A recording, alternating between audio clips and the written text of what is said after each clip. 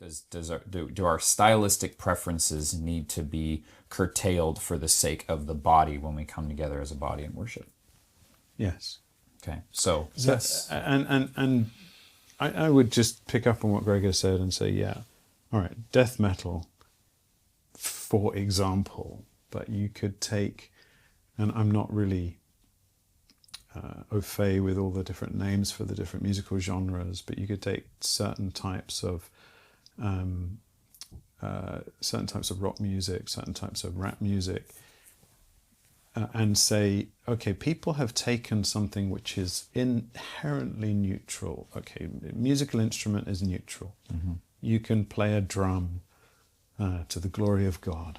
You can play a guitar to the glory of God. You can play an electric guitar to the glory of God. You can use a microphone to the glory of God. That's neutral. But when you play that drum, when you use that guitar, because you're expressing artistic skill, you can turn that into something which is inherently embodying a spirit of rebellion. Mm-hmm. And if you do, mm-hmm. if you successfully do that, if you successfully capture musically an effort to say what is good, what is pure, what is noble, what is lovely, we reject that. And we embrace what is dark, what is evil, what is angry, what is...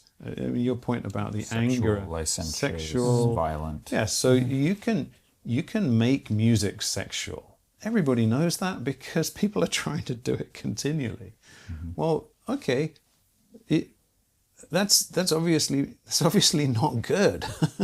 That's not, when you're trying to make it seductive, when you're trying to make it angry, that's not good. But you got to face the fact that our culture has sought to express its rebellion against God in embodying that in certain musical styles.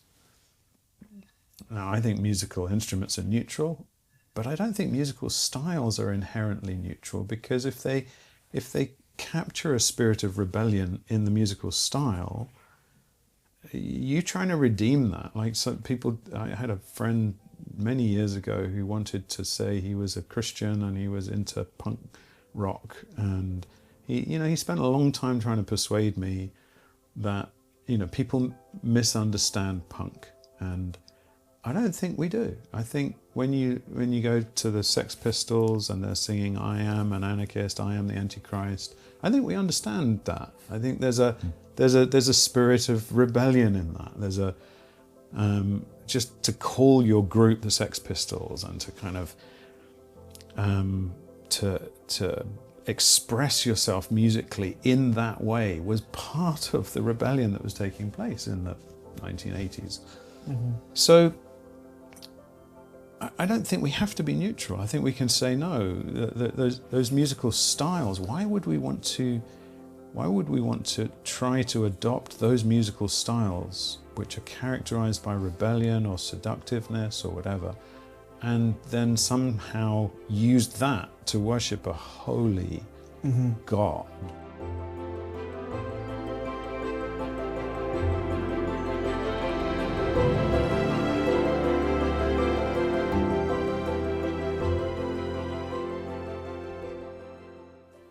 Welcome back to The Tube. This is the podcast ministry of GraceLife London, where us pastors come together and discuss topics in a roundtable format for you all to listen to and participate in. We're continuing our conversation today on worship, and specifically musical worship within the church. If you listened to the last episode, we developed our definition of worship, which is honor and adoration directed to God, and it's something that's done not just externally, but it's with our whole selves, our whole heart. So it's a whole body, whole soul, all the time act of offering our honor and our adoration to God. That's what we're called to do as Christians. That's what we're enabled to do by the Holy Spirit who indwells us. We want to continue that discussion now by pivoting and applying it specifically to worship and to song in the church. As we said last time, the impetus for this discussion was picking different songs for the church to worship to and to sing. And there's a lot of debate there historically, things called the worship wars. There's all sorts of landmines for us to step on here. But really what I want to do now is I want to talk about two things. I want to talk about substance and style. When we are Christians and we are choosing songs to sing, what are the biblical principles for the substance of these songs? And then what are biblical principles we can use when we're thinking about style? We'll start just generally, and then we'll narrow in a little bit on personal worship, time outside of the corporate worship, and then corporate worship. So maybe, Tom, you could start by helping us think about the substance of our worship, choosing songs based on the substance. Yeah, I mean, I'm going to have to go back to the basic principles, foundational principles. So we talked last time about how Jesus really gives us the guardrails. Our spirit must be, our worship must be in spirit and in truth, spirit and truth. And now, if you think about that, and you say, well, the spirit is the human spirit. This is the moment we worship is the moment when we respond inwardly towards God with honor, with adoration. So we're inwardly saying, God, you are amazing. Now, we've all experienced that. We've experienced it, as Greg was mentioning last time, when you have an amazing taste. And if you're someone who is loving your Father in heaven for the good gifts that He's given you, you're just, wow, God, you're incredible. You made orange juice. It was your example, wasn't it? Mm-hmm. This is amazing. You're amazing. That's worship. Mm-hmm. The same is true in our Christian worship in response to truth. So we say, how do we worship in spirit and truth? Well, I think it goes something like this. And the Puritans helped us with this, but there's a biblical understanding of the human makeup that they were drawing on. They were looking at the makeup of the human heart. They were saying, well, okay, Jesus said, these people worship me with their lips, but their hearts are far from me. What is the heart biblically? Well, the heart is biblically it's the whole of you. It's the center of your being, you would say. The heart is where you have your understanding. Jesus would look at people and he would say he looked at them and could see that they were thinking in their hearts. So the heart is the center of kind of processing thoughts. It's where understanding it gets processed. It's where our intellect resides. But then also the heart has affections. So we're to love the Lord our God with all our heart, and so we talk about affections. The heart also is to a place where we make decisions. It's the center of our will, and so the Puritans were helpful as I think we were discussing ourselves before this earlier. You mentioned the fact that the Puritan route was to say things must come in through our understanding. They must engage our affections, and they must drive our will. Mm-hmm. Well, in the process of worship, how is worship connected with the truth, and how does truth end up in worship in our spirit? Well, it's like this. We've had this. Some thought, some truth about God has to strike our understanding. It has to come into our heart, as it were. Obviously through our ears or our eyes, or just remembering some truth about God. And as we think about that truth, as we process it, it stirs our affections. We say inwardly, God, you are amazing because, well, you created all things. There's a truth. Mm-hmm. And you are just mighty, God. There is nothing that you can do. But that's now our hearts, you'd say our spirit, adoring God for who He is, for some truth about Him. Now that you could take that across the board, and you could say, look, for us to be worshiping in spirit and truth, fundamental principle, truth has to be there in everything we do. Nothing must interrupt that pathway. if anything about the you would say we're going to come on to style, we're on substance. If anything about the substance is wrong, untrue, or if anything about the substance is just lacking in truth, so if there isn't that truth substance to the material that we are engaging with in our service of worship, if we don't engage with the truth, how can we worship in response to the truth? Right.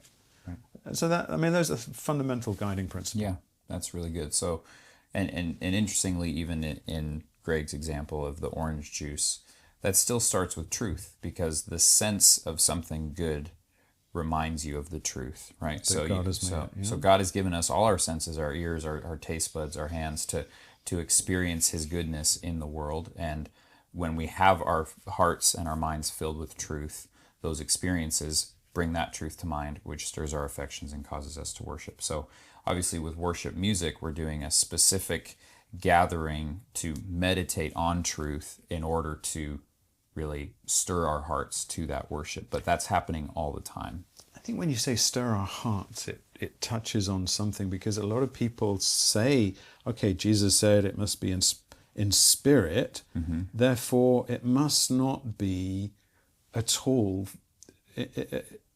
physical in any way. So they bifurcate spirit. What is spiritual is almost to some people something which is away from anything engaged in the emotions. Well, actually, a biblical view of the heart doesn't allow for that. Right. So if you're not being moved by the truth to adore God, to want to worship Him in your spirit, something's missing, and that inevitably, I mean, whatever it is that we have this overwhelming, you would say, overwhelming sense of, I love this. It's an affection. If it's some taste, and you say, I love this food, it's a very strong feeling. If it's a person, your loved one, your spouse, I love this person. It's more than just a intellectual assent. You're not just saying, I think this person has very fine qualities.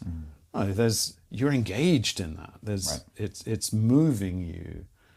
Well, at least it should. Well, it ought to be the same, Right.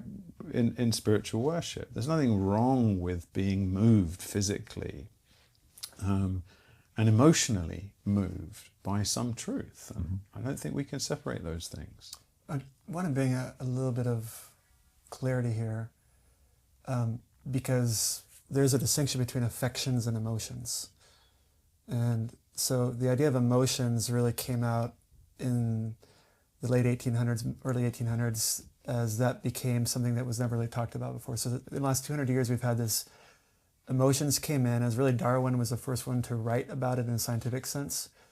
And then that became more common into the vocabulary, and so emotions became essentially the chemical reactions we have. So if there's a fear, there's something going on chemically. And if you go back before that, at the time of Jonathan Edwards, he wrote that great book, Religious Affections. And so we talk about affections, something we think affectionate or caring, sweet. But what Edwards meant was that which is not merely triggered by a chemical reaction. No, he didn't know about chemical reactions, but what he's saying is that the affections are things that are produced by the Spirit. So love, joy, peace, patience. And so I'd say to people today, your joy, your love isn't merely a chemical reaction of I'm responding positively to this, but it's a whole over. Like we talked about before, the will's involved, the understanding is there, and so the Spirit is the one who produces the love, the joy. It's not just I love or I don't. We would talk about falling in love or falling out of love, and it doesn't understand what love really is. And so when we talk about the whole heart, the emotions, it's not wrong to have emotions, to have deep sense of joy or that delight in God. But what should be underneath that is what Edwards would argue is the biblical view of affections, things that go beyond circumstances. And I think we try to articulate that to people. You can still have joy in the Lord, even if you're facing a loved one who has to go through cancer treatment.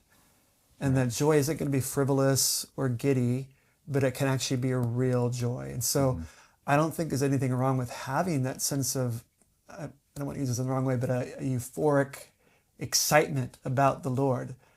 But there should be something to sustain that. And so what I'm thinking about here is you have Israel, and you get two different pictures of Israel. So they're brought to Mount Sinai, and you read about what they experience when they get there in Exodus 19, and it says, it's a terrifying picture. There, the smoke is filling the mountain. There's fire on the mountain.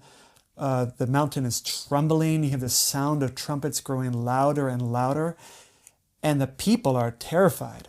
You know, they're pulling away. And God reminds Moses, have these limits there. But the first interaction they have with Yahweh is one of beyond awe. I think there's terror involved as well. And so what they're encountering is the truth. This is the true God as he has presented himself. Skip ahead to the wonderful story of the golden calf. And now, this is chapter 32, they want to make God in a more tangible sense, something that they can understand, the golden calf. And so the substance here, one is truth, God as he has revealed himself. Now you have a substance which is not rooted in truth, it's in their own imaginings. And so we know Aaron makes the calf. And so what is the result of that? Well, in the first one, when it's the truth, the result is, I would say the whole person's involved. Here, it turns into this frivolous, sinful experience. It says that they began to play. It turned into sexual immorality. It became just this really crass thing. And in both situations, I'd say emotions are fully involved. And I don't hear you saying emotions are the truth. You're not saying that at all. But emotion can be there whether the substance is true or not. But when we have a true substance, what that'll produce is right affections, which will generate, I think, true emotions that are involved as well. So I'm not speaking against what you're saying, but I would just make a bit of a distinction that when we talk about affections, we don't merely mean a rush or an experience. Right. Well, and I think that's really good because I think a lot of us come from different backgrounds in church, and oftentimes what you're used to or what you started in, depending on your background, will either have a very positive or negative association of nostalgia, or I don't like that anymore. And that can impact, oh, this song isn't worshipful for me because the emotional attachment to it is negative or positive.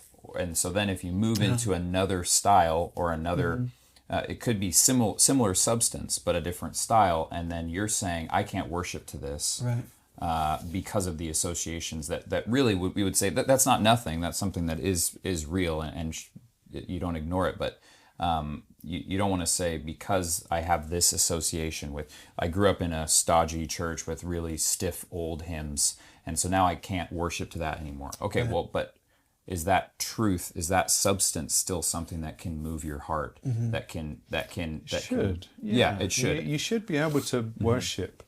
Truly to worship, even if the style we're moving over into style, but even if the style is something that you dislike, and I heard John MacArthur say this one time. Can't remember the setting, but I remember him saying, you know, I can worship God in these different services that he would go to, where the style of the music and so on was something that he didn't like.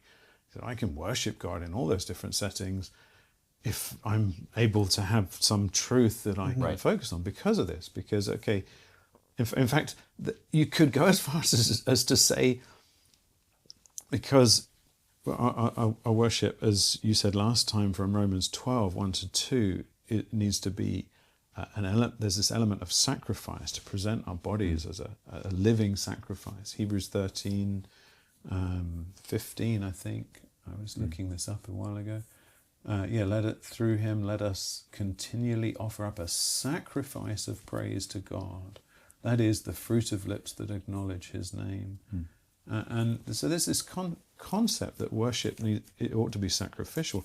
You could argue that it's even more sacrificial if you're not quite enjoying the worship.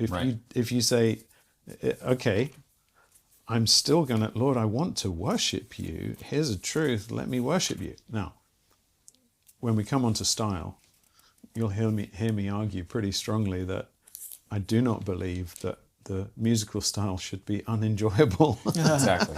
I'm not saying there's some merit in making it horrible. Quite the opposite. I think people go down that route as if to say we mustn't have anything that's enjoyable lest we enjoy it and somehow not be so spiritual. But I think that reality that because truth is the response of the heart, because worship is the response of the heart in adoration towards God, if we're responding to the truth and worshiping inwardly, we can worship. We can worship anywhere. That's right. So let's keep this going. We've pivoted into style. Let's just jump in now because I think we've got good substance here. Greg, style. This is it. This is the minefield now. We're here. Let's not run in, but let's start talking about this. The line between preference and principle when we're talking about style is a fine one. So biblically, are there any guardrails for style when we talk about how we should worship?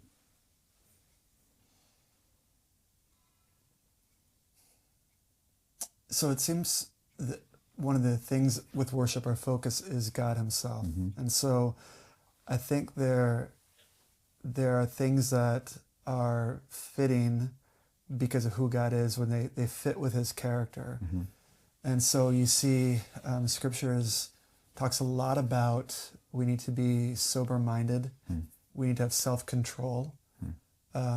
This sense of you're in control of your faculties.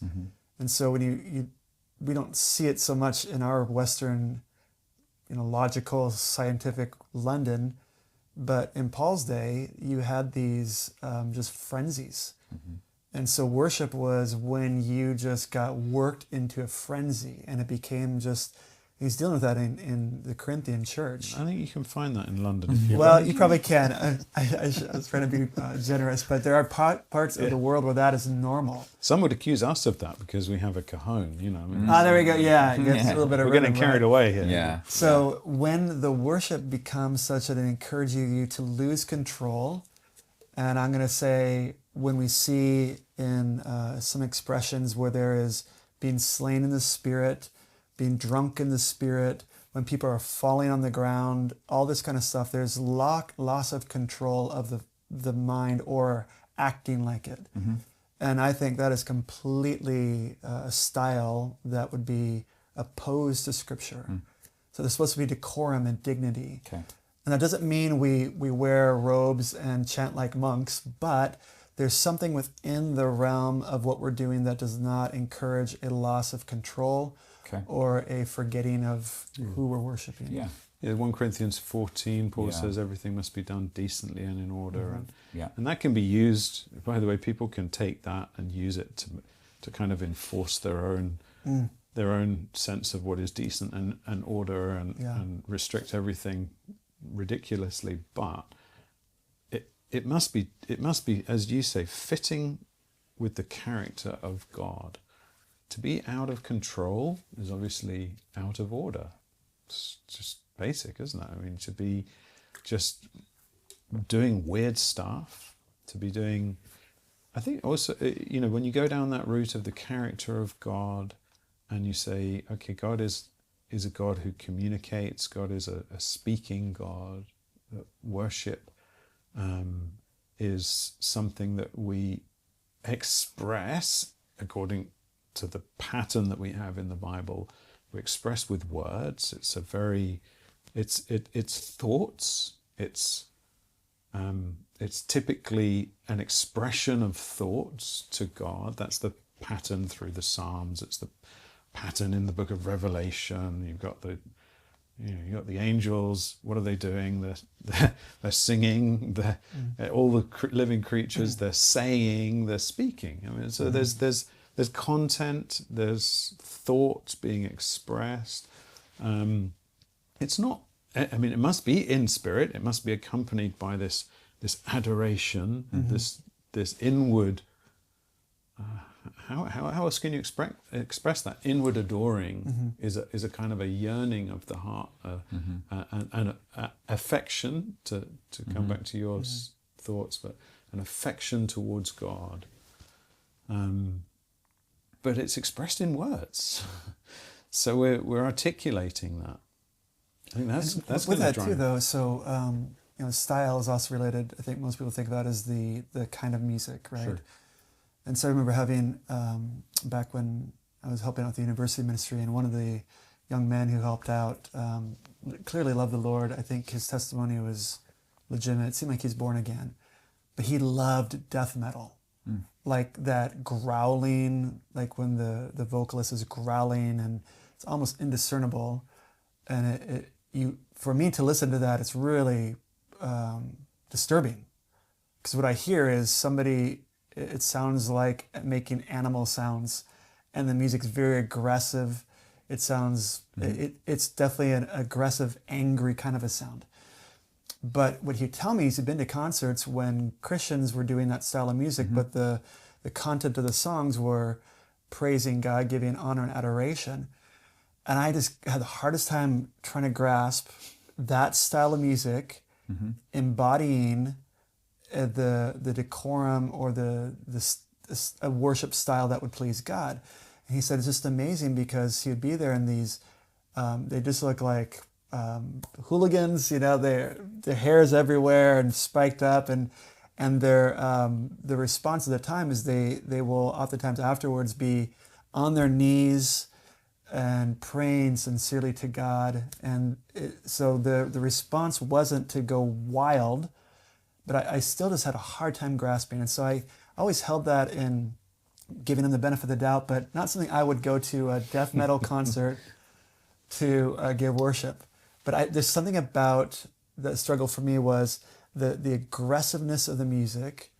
It taps into just a raw emotion that what I'm wondering is if there was truth in the content, what's really driving things are the emotional side of things. And so when we talk about content, it can't just merely be, you say a true statement, God is love. And if that's your whole song, and you sing that over and over again, there's vagueness there that doesn't allow for deeper understanding. And that may be a true statement, but part of the style needs to match. Is it providing a vehicle for which the truth to be better understood? Right. Well, I think this probably gets into a little bit, okay, maybe you're a Christian, and I'll just throw out other genres just so we can offend everybody at once as opposed to just the death metal fans, but you might have...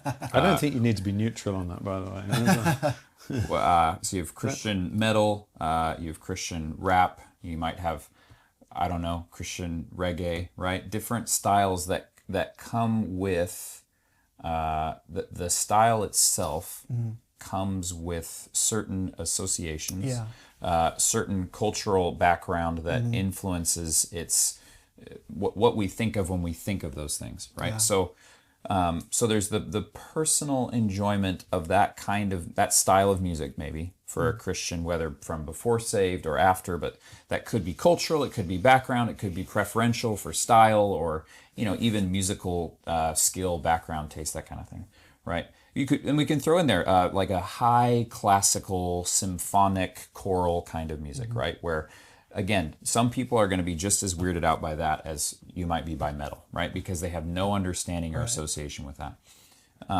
So there's the personal enjoyment of style and that kind of thing that we can think about. But then also when we're talking about corporate, right? When we're talking about coming into the house of God, and you could say that then there's a I would say, maybe I'm wrong, maybe we can debate this, but there's an added level of sobriety to, okay, this is God's people coming together to sing.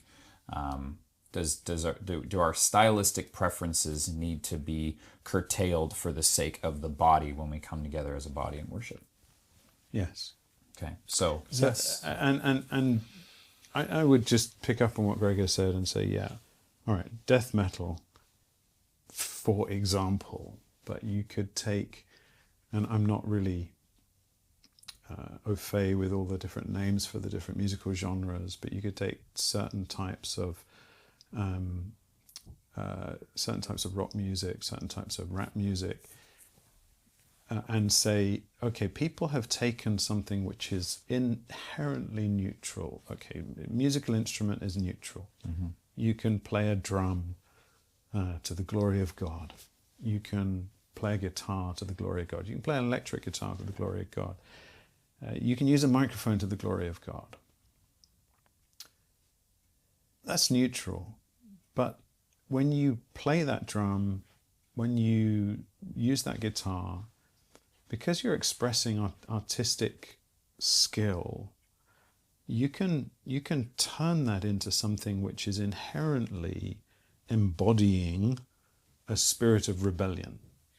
Mm-hmm. And if you do, if you successfully do that, if you successfully capture musically an effort to say what is good, what is pure, what is noble, what is lovely,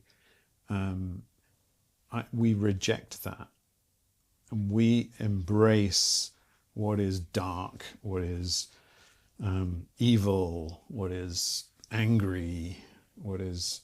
your point about the anger, licentious, sexual, violent. Yeah, so you can make music sexual. Everybody knows that because people are trying to do it continually. Mm-hmm. Well, okay, that's obviously not good. That's not, when you're trying to make it seductive, when you're trying to make it angry, that's not good. But you got to face the fact that our culture has sought to express its rebellion against God in embodying that in certain musical styles. Now, I think musical instruments are neutral, but I don't think musical styles are inherently neutral, because if they capture a spirit of rebellion in the musical style, you trying to redeem that. Like some people, I had a friend many years ago who wanted to say he was a Christian and he was into punk rock, and he spent a long time trying to persuade me that people misunderstand punk, and I don't think we do. I think when you go to the Sex Pistols and they're singing "I am an anarchist, I am the Antichrist," I think we understand that. I think there's a spirit of rebellion in that. There's a just to call your group the Sex Pistols and to kind of to express yourself musically in that way was part of the rebellion that was taking place in the 1980s. Mm-hmm. So I don't think we have to be neutral. I think we can say no. Those musical styles. Why would we want to try to adopt those musical styles which are characterized by rebellion or seductiveness or whatever, and then somehow use that to worship a holy God? You know what you're talking about? This is interesting. So the Reformers dealt with this as well. So Calvin, in particular, he cautioned, I don't know if he quite made it a rule, but he cautioned people against using pop music for music in the church. Now, if you listen they to had pop music in Geneva, right? So I had no idea. It wouldn't sound like it to us now. All right. If you listen to their pop music, you'd think this is classical music, right? Mm-hmm. But think about like the songs that they sang in the pubs and the sailor songs, right? Which Luther was more open to. Luther was more open to it, but still, what they all agreed on is the music has meaning. It's not just the content of the lyrics. And so what they're saying is, if all of society understands that style of music to be inherently or just generally... why would you want to copy it? Why would you want to copy it? Yeah. They said totally bring in a weightiness about it, because that's what God's glory deserves, a weightiness, a sobriety. And so if you take that to our time today, I'm not saying this flat out get rid of anything with a pop sound to it, but that's what people associate with it. So if you have certain styles of music that are, you brought up punk, you could bring up gangster rap. Sure. And you hear That's it, a really good example. and it's really hard to say, well, hip hop, the whole persona of the hip hop becomes, the person changes when they are being a hip hop artist as opposed to when they're not. And because it demands that, of this, the attitude in which you bear. And it's really hard because the attitude a lot of times with hip hop is not merely godly, it's not meek, it tends to be showmanship. And that can happen with anyone. But the thing that the reformers would say is, when that's the common thought around it, we need to avoid that. Now I'd say with just absolute statement here, there's no way that disco music could ever become honorable. It is just lost. Disco should be banned from the planet. We should burn all the... Wow. I do not like disco music. But You don't? No. I've gathered. Well, I grew up on it in the 80s. I'm so sorry. I'm just so going to sorry. say, 70s and 80s was... Yeah. So, I think Earth, Wind and Fire was one of my first albums, and Kool and the Gang, Let's Groove, and then... so I used to know, I used to be able to finish every line with the words of a song once upon a time. But I burned those bridges when I burned all my albums when I became converted. Why is it that you left that behind and didn't look for a Christian alternative to that? I was getting rid of my association with the world and everything that I was chasing in the world before I was converted, and I could never dance, so I did go to discos, but I hated it because I was one of the people who couldn't dance. Yeah. But I loved the music and I loved the whole culture, but it wasn't a redeemed me that was loving that. It was my sinful flesh. I had no doubt. I had no doubt where all those affiliations and affections belong. So I ditched it. Now I can still appreciate it. A bit of Bryan Adams comes on, and my foot is tapping, or some Queen, or some even. Anyway, we won't go there. But I had a lot of music, but it was stuff that I liked. Now, to come back to your point, I really have a problem with trying to emulate that. We were talking earlier about how so much modern Christian contemporary music is basically copying Coldplay. Now, I don't think I've consciously listened to a Coldplay. Is it Coldplay or? It is Coldplay. Coldplay. And I'll just confess, I've been to 3 Coldplay concerts. Have you? So Okay, all right. Just get that Confession out there right now. time. You can tell me how. I don't know that I could tell you a single Coldplay song, but I've heard this in contemporary Christian music, and I've heard a style, and then I've heard it playing in the gym, and I've thought, oh, they're playing worship music, and then I've thought, no, they're not. This is that other stuff, and the lyrics are not so good. Maybe it is. And I can appreciate it, but I don't get the desire to copy for that specific reason. I mean, for me, when we're coming to style, you're going to say what I think we should be doing. I think we should be different. But does different mean that we have to sing the songs from the 1500s, right, or the style from the 1500s? And this is where it gets so bizarre, because down through the ages, Luther, we mentioned him. I know there's debate about him using the bar songs, but there's no doubt that he adopted folk tunes. But down through the centuries, that's what the church has done again and again. It's taken what was the music of its time, and it's been influenced by the music of its time. If you go to the Victorian era, the church was massively influenced by the old music hall songs. And that's just weird. I mean, that some of the music hall songs, if you start getting to know them, I mean, they're bawdy, they're sensual, they're the Victorian equivalent of so much in the popular music world today. they sound tame to us, but I'm Champagne Charlie. I just drink. I just drink champagne, and it's all kind of we're singing. You can imagine them with a mug of beer, foaming warm beer, by the way, not cold beer, but you can imagine them with a mug of beer. The piano's playing and they're swaying, but when you hear that music, that's like the songs that are being sung in so many, very straight-laced, reformed evangelical churches today. That style. It's that musical style which was brought into the church then, and this is where I see the hypocrisy that goes on in the Christian world when we kind of slam the use of any songs which have these worldly associations. Well, ain't nobody managed to do that consistently. So the people who are slamming it and saying, "Oh, we can't ever have any tunes that have been brought in from a worldly background," you're like, well, you don't manage to do that. You're just using old ones.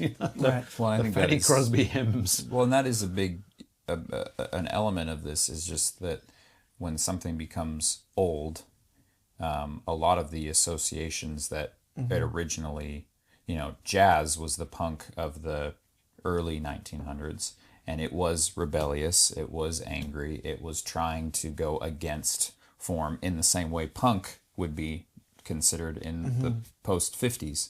None of us today listen to jazz to try to be edgy, right? Most people listen to jazz because it feels refined and reformed relative to other cultural expressions. And so there is this development of style that we have to realize is we're living in a specific moment, but we often cross into another style, or in our case with the internet and the modern age, styles are changing more and more rapidly.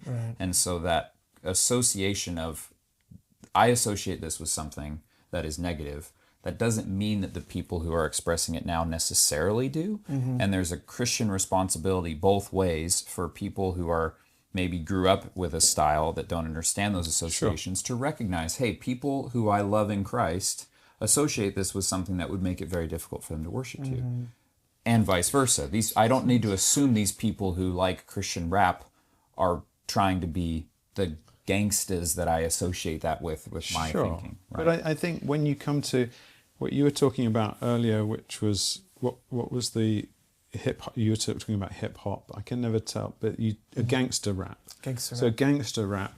I think when you talk about gangster rap or death metal, I think it's different from what happened in the past with the introduction of jazz or soul music.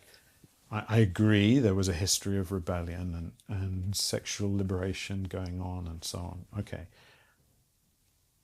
However, they were not embodying in the style of the music. There's nothing about that style of the music which forces you to that conclusion. I think when you come to something like death metal, when someone is screaming into a microphone to the point that it's distorted and it's an angry sound. Well, same with the gangster rap. If there's a violent sound that they've managed to capture, well, then it's gone away from being more neutral, hasn't it? So I think that's where musical styles, I think you could take a musical style from, let's just say, pop music from the 80s, much as I don't personally like to hear people copy that and have that as a worship music style. I'd love to advocate for us to do something distinct and different and fresh of our own, which I think is happening. But I don't see, as much as I grew up in that, I don't think that musical style has to be. I think you can play a song in that musical style which is not inherently rebellious and angry sounding, because not all of that music is rebellious and angry sounding. Right. Whereas when you come to death metal or punk or gangster rap, there's something embodied in that which you would say, well, that's a step beyond neutrality. Sure. It's not open to kind of shift interpretation. I think maybe there's nuances in there. Maybe that's why Greg says he still tries to keep an open mind, but for me, my mind is closed to death metal. If you want to try to introduce it, GraceLife London.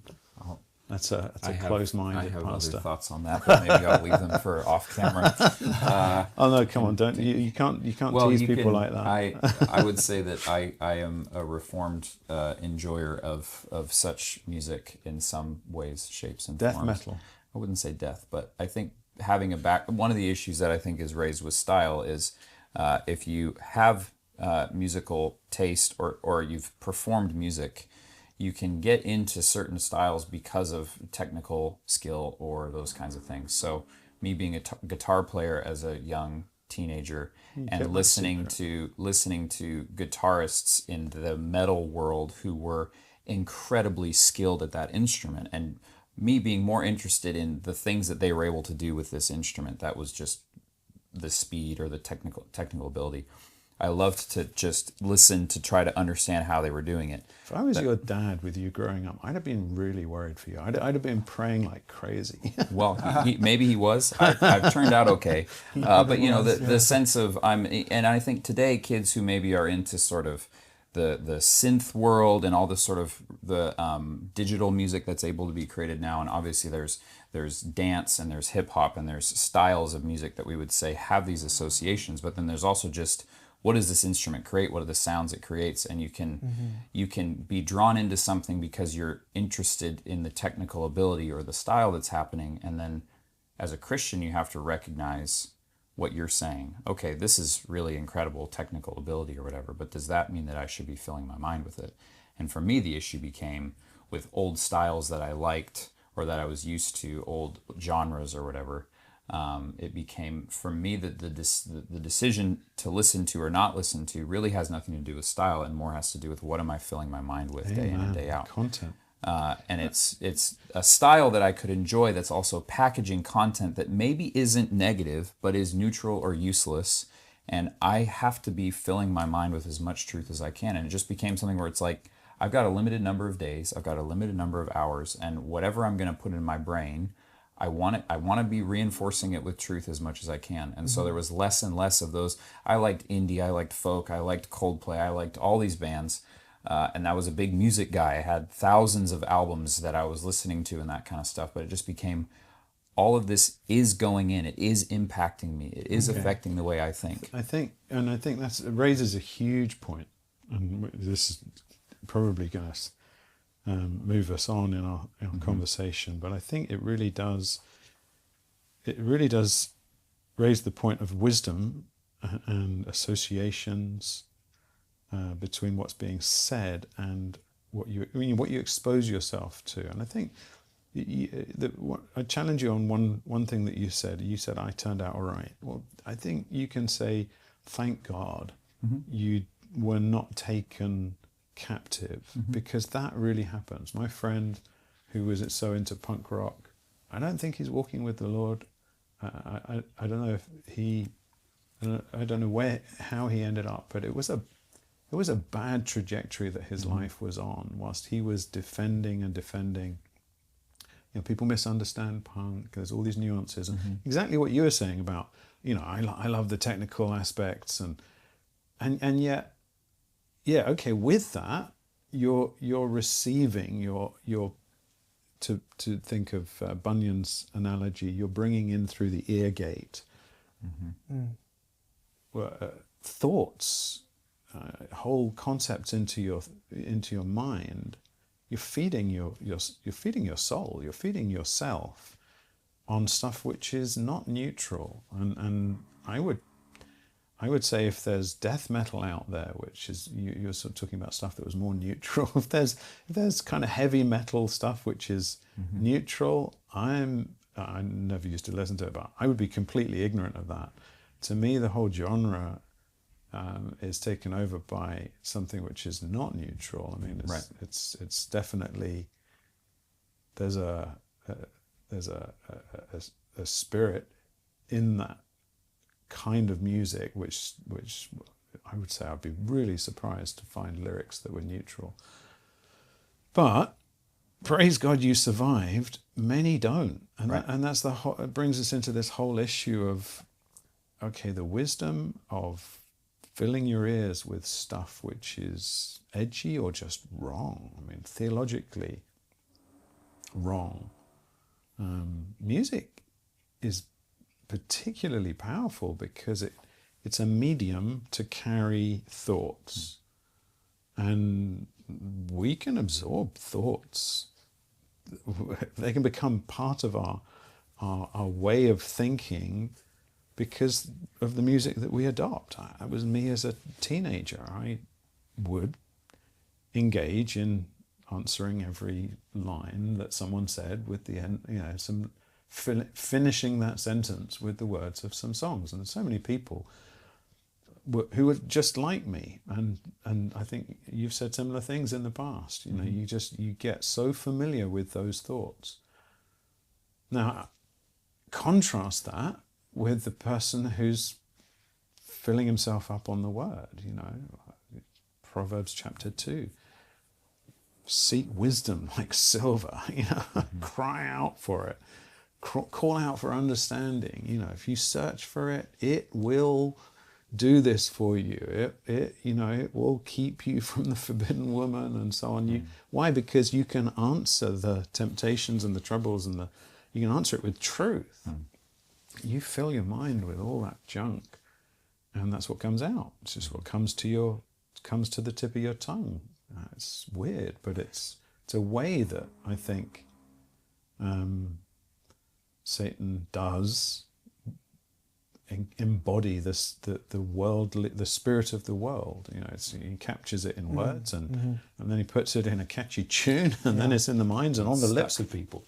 Well, and it's somehow God's designed us so that music helps things stick, which is a powerful thing that can be used both It's a wonderful negatively thing. and yeah, exactly. It's a wonderful thing.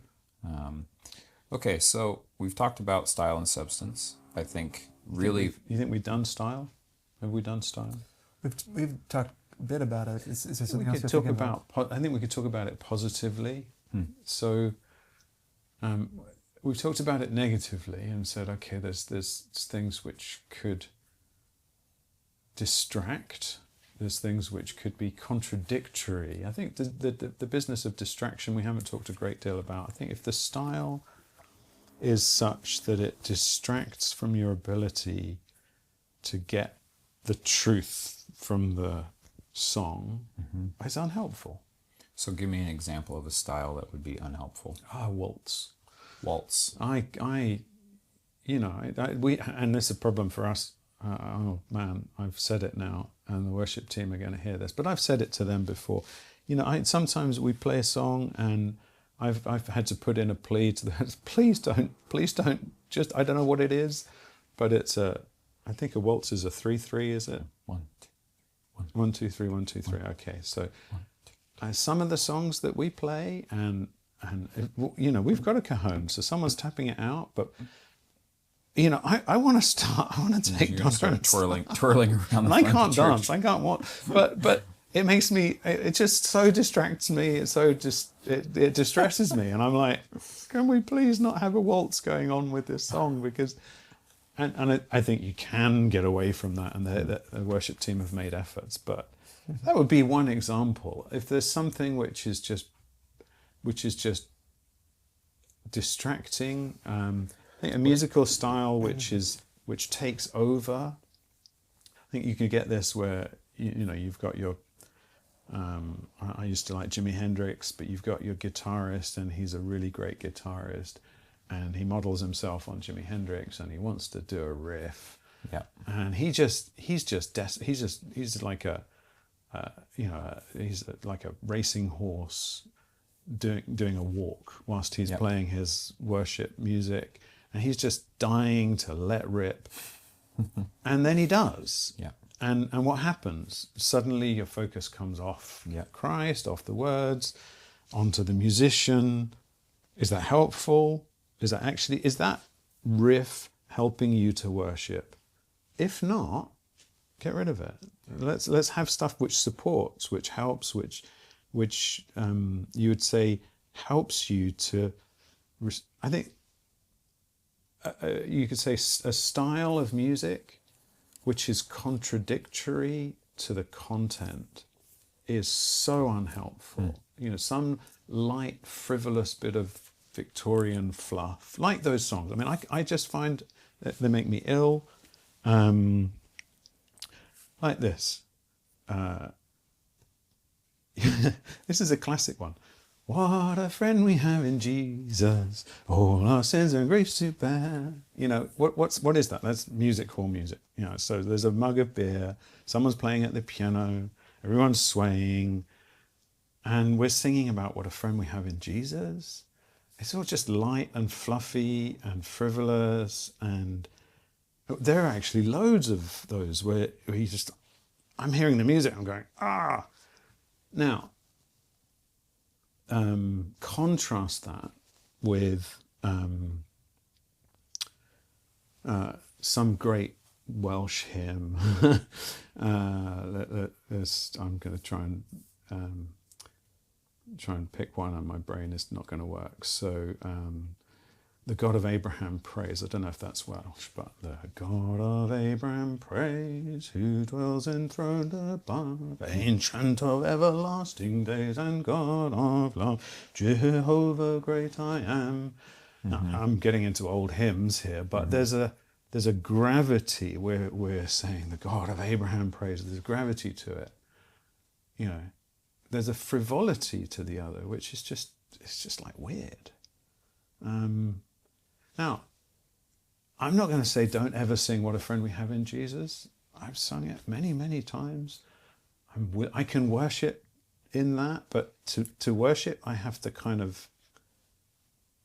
dissociate the content from the style. And I'm just saying, I believe that everything we do ought to support the content in a style, in a manner which doesn't distract from it. But if you can support it musically, that's skill, isn't it? Sure. There's one area too about style. We're talking about frivolity, and one other area of style is emotionalism.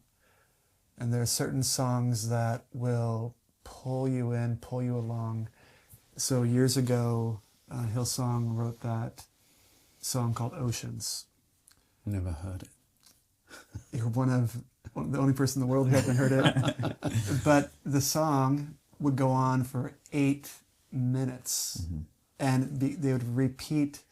And how many words are in that song? Well, I think you can look at the scripture and find very short psalms, right? 2 verses. So it's not necessarily about the amount of words, it's just how many times you're repeating them. Didn't MacArthur and Todd Friel do something? Was it at Strange Fire where Todd Friel played a clip of the Bethel music one, which is like "Fill me up, fill me up, fill me up," and he just went on until MacArthur had to say stop. Yeah. It's just like it's just a few words, very emotional music. So look about this. So one theologian he would go a little bit further than I would with the view of music, but one thing I think he touches on, his name is Scott Aniol. He's written a lot about music, but he says we got to remember that the music becomes a way to embody the content or the theology behind it. And so in the Pentecostal movement really came, you can trace it back, and you have of course at the beginning of the 1900s with that whole thing, but Charles Finney, the American evangelist, he believed we can manipulate people into becoming Christians, and he really encouraged using music for that. So what music became is the way to they'll take verses like God inhabits the praises of his people. So we can invite God's presence. Right. We can get that to happen by our music. And so with theologically, when you come from that mindset, then the style of music you're going to produce is going to then try to move you emotionally, which means I don't think they're necessarily thinking this way, but when you get into a trance, for example, it's through repetition over and over. And so when they say, okay, we want people they would say that the purpose of worship is to connect with God. That's what we're trying to do, is help you connect with God. And so we're going to start out... transcendent experience. Yeah, start out with the high, happy, well, not necessarily happy, but upbeat. And typically the music set then goes down into more reflective.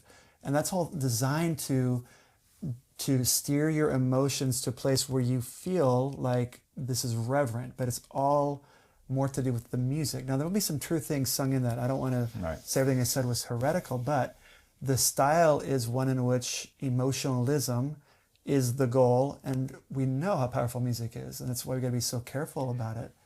So this is the style of music can embody a theology, a way of thinking, and be used for that end. And that's pragmatism, right? I mean, ultimately, Yeah. Finney, decisionistic. Versus disciple. Say again? Versus decision versus disciple making, right? That's the distinction he was making. He wanted people to make decisions for Christ by any means necessary. Decisionistic, but yes, he believed that basically if you could get people to make a decision, it was job done. Right. Rather than it being a sovereign work of God. I think that's what we're saying.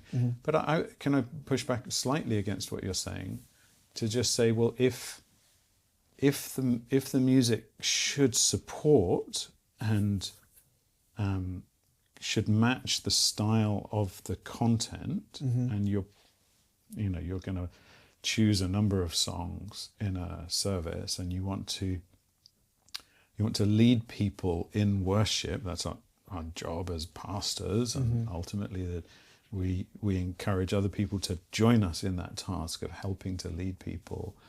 It would be right for the musical style to serve the purpose that the song itself is serving, not to contradict it.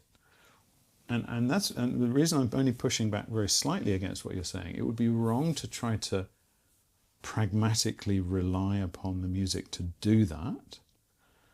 But is it wrong to have music that does move you? And this is where I think I would push back against some of our friends, they're good evangelical brethren. We agree with them, sovereignty of God.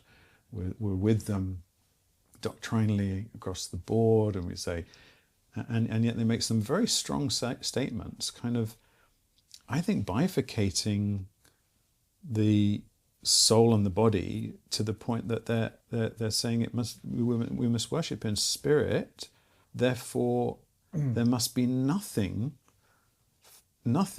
physical and nothing physically moving about the worship service. And I would say, well then you better not sing at all. And they say, no, this is okay if we sing old hymns with an organ. Because what ends up happening is you have to clarify what style is acceptable. Right. And that's what they do. They end up prescribing, well, an organ is okay, but a guitar is an ungodly instrument. And you're like, well, no, you didn't get that from the Bible. You inserted that. Right. But okay, and you definitely can't justify an organ and say that's biblical and a guitar is ungodly. That's going too far. You can't say a cajon is therefore carnal just because you got a beat. But my pushback would be, is it wrong for music to move you? And I would say no, it's right for music to move you. Music should support the truth.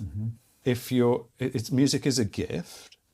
And I think one of the clarifying things here, and it kind of unpicks their argument, it's the very same people would be happily employ the uses of an architect to create a beautiful and supportive environment for Christian worship with good acoustics and pleasant surroundings. You don't say, no, there must be nothing comfortable. They're happy to have a chair designer design a chair to be comfortable so that you can sit for an hour in a sermon, rather than having an uncomfortable chair because somehow it's wrong to be physically comfortable or happy about anything. If you're worshipping, it should be unpleasant. I mean, that's to take their argument to the logical extreme. It's kind of the music should be unpleasant so that it doesn't stimulate you in any way, or you shouldn't have music so that it doesn't stimulate you in any way. I'm going to say no, the music should be pleasant. The architecture should be supportive to the environment. Just as the preaching should be like, should preaching not move you?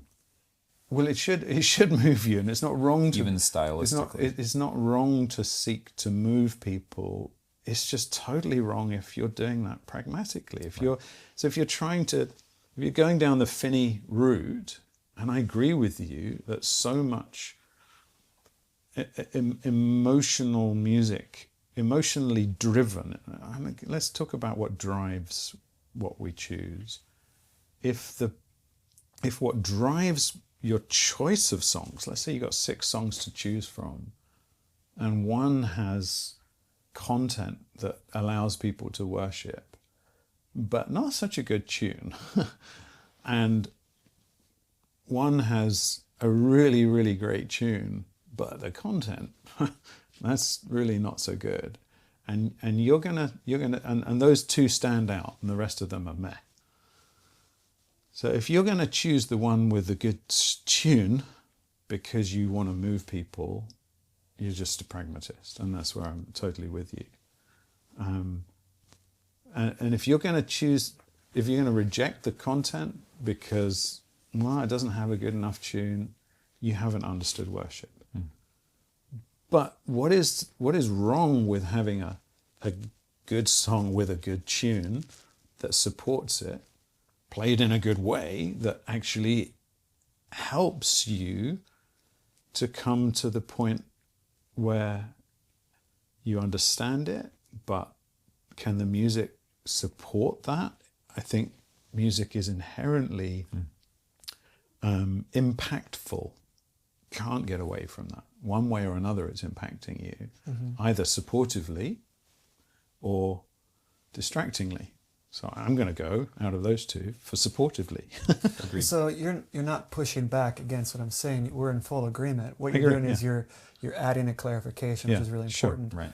Because Edwards himself, who some people view as just dry and intellectual, he's a very emotive man. But one thing he said is, I want people's affections to be as high as they can, provided they're in proportion to the truth. Right. This is what he's talking when he's preaching. Amen. So if the truth is rich and is explained, he wants there to be appropriate emotions or affections to match that. So I think being moved by music is right and fitting, but it's the manipulative purpose of making you feel like, because I'm having this emotional experience, therefore now we've cultivated the presence of God. Now we're truly worshiping. And that's the problem from a cultural perspective, is what you're referring to. You get a lot of people come from a background where they don't feel like they've worshipped until they've been worked up into this emotional state by the music. And okay, we've got to rid ourselves of that. We've got to say, no, it's got to be in spirit and truth. Do we have to shed everything that could possibly move? I mean, I've heard good and godly ministers say exactly that. We just got to reject anything which is, and they call it carnal, because they make this bifurcation between body and spirit, and it's almost like physical is bad, and spiritual as opposed to physical. Well, the Bible doesn't separate spiritual and physical in the same way. There's not such a clear demarcation. So here's what we need to do. We need to take a break. All right. We talked about substance. We talked about style. We've gotten into a lot of things. We need to come back for one more episode, and what we need to do is both articulate our philosophy of worship as a church, and clarify what that means we're not doing and what we are doing, and then we need to talk a little bit about separation and association. So when we're talking about people who are making music, and maybe they're making really good music that we like, but then they like to platform people who we would disagree with. How do we decide as a church, and how do we decide individually, I'm going to listen to this or not because of what is associated with? Because that's a huge issue exactly in the pastoral realm that you're talking about. We want to avoid these associations because it could lead people astray. Good pastoral motivation. Does it lead to legalism? It can. We need to talk about that. So next time, we're going to continue the discussion. So please do join us next time. And that's it for this episode of Tube. God bless you.